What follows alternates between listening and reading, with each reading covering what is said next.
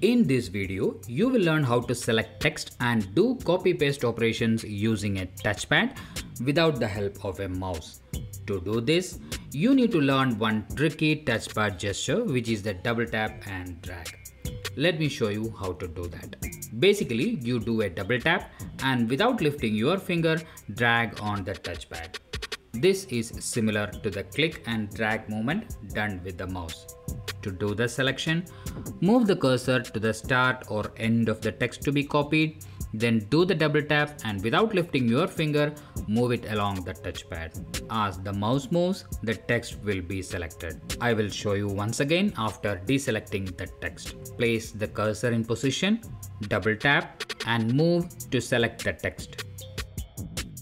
Once you are satisfied with the selection, do a two-finger tap to bring out the context menu. Select copy to copy the text to the clipboard.